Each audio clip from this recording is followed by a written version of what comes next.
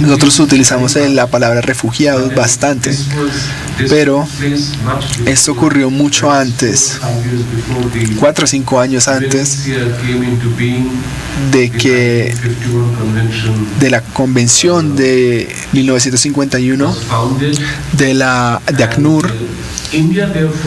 E India empieza con todas las experiencias de desplazamiento masivo, asesinatos, genocidio, asesinatos masivos, etc. Las experiencias de India en manejar las crisis de refugiados es algo que el mundo debe saber, porque probablemente es la experiencia más temprana de manejo de flujos de refugiados tan masivos, tanto en India como en Pakistán. Hemos investigado esto con la ayuda de ACNUR, no voy a entrar en detalles, pero solo puedo decir que es importante saber la experiencia porque India manejó la crisis de refugiados sin ayuda internacional. Esta es una de las razones por las cuales los indios no son muy, ¿cómo decirlo? No están enamorados de el cuerpo de manejo de refugiados global. Normalmente el argumento es que este órgano mundial, y perdónenme si hay alguien aquí de ACNUR, pero porque cuando la ACNUR se implementó, como ustedes la conocen, excluyó 2 experiencias de refugiados principales. Una es la Palestina, y tal vez el palestino afectó a Europa y los Estados Unidos más de lo que lo hizo India, incluso cuando el desastre indio en magnitud es mucho mayor, probablemente una de las experiencias más horribles del siglo XX. Si ustedes leen las declaraciones de ACNUR, ustedes podrán ver que no se habla nada acerca de la división. El ACNUR, la Convención de 1951, no menciona la división, no reconoce siquiera que uno de las partes más importantes de la crisis de refugiados se origina de experiencias de división, ya sea Irlanda, Corea, India, lo que está ocurriendo en Siria. Todos lo sabemos. Siria prácticamente está dividido. No sabemos si se va a dividir en 3, 2, 4 partes.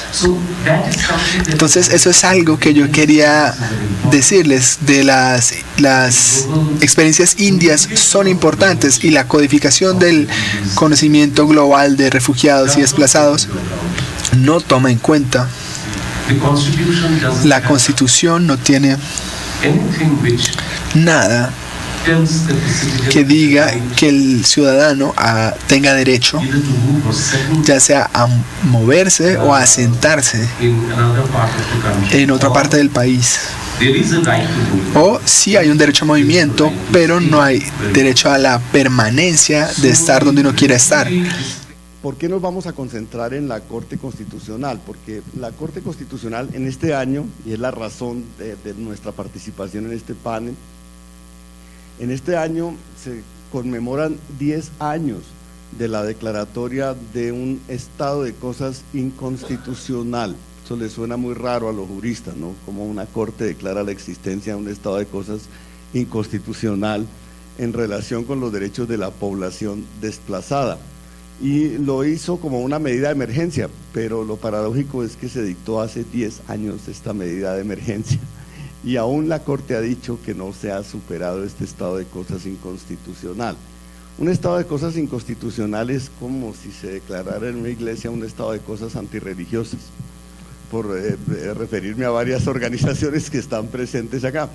Es decir, el Tribunal Constitucional en Colombia tiene la tarea de vigilar el cumplimiento, y lo que la Corte ha dicho es que en materia de atención de la población desplazada, estos derechos no se cumplen. Es decir, que el Estado ha aceptado reconocer una serie de derechos, pero que estos derechos no se traducen materialmente en políticas públicas capaces de garantizar, de proveer paquetes prestacionales, garantías que le den un sustento material a los derechos. Es a eso a lo que se refiere la Corte Constitucional con el tema del estado de cosas inconstitucional. Y quiero entonces, una vez aclarado este punto, pasar a las dos preguntas. Una, ¿cómo llegamos allí?, que me parece importante porque creo que combina la manera como se ha llegado a esta declaratoria de la Corte, muestra trabajos importantes de la sociedad civil, trabajos importantes de la comunidad internacional, y muestra que muchas veces los dispositivos institucionales que dan autonomía y separación de poderes, sobre todo que dan autonomía a los organismos judiciales, pueden crear condiciones para la realización de derechos. Colombia tiene una crisis de desplazamiento que hoy llega en el registro oficial a 5.5 millones de personas, y nosotros no tenemos la población de la India, sino que no somos más de 50 millones de personas. Esto quiere decir que es más del 12% de la población colombiana. Una cifra impresionante para un país tan chiquito demográficamente hablando. Y esta es la cifra oficial. Esa cifra aún tiene problemas de subregistro, a pesar de los avances de los últimos años, pero es de esa magnitud. Y la mayor parte de estos desplazados son pobladores rurales que proceden de movimientos campesinos, que proceden de pueblos indígenas, de pueblos afrodescendientes, son mujeres, la gran mayoría son niños, jóvenes. Es decir, aquí tenemos todo lo que llamamos los enfoques diferenciales en las consultas con ACNUR en juego, y es un desplazamiento que ha llevado a los pobladores rurales hacia las periferias de las ciudades. Por eso en Colombia usted no ve los campamentos que hay en África, y eso ha llevado a que mucha gente crea que no hay desplazados. Los desplazados están en todas las periferias de las ciudades. Colombia no es un país de una única ciudad como hay muchos en América Latina, sino que es un país que tiene una gran red de ciudades grandes e intermedias, y la población ha ido a las periferias urbanas a compartir la suerte con los más pobres y los más vulnerables, en un país que tiene uno de los estándares de inequidad más grandes del mundo, y en un país que en América Latina siempre está entre los primeros en materia de desigualdad, inequidad, población pobre extrema. Entonces realmente esa es la radiografía general de lo que ha ocurrido, pero no es la primera vez que ocurren desplazamientos masivos, sino la primera vez que se reconoce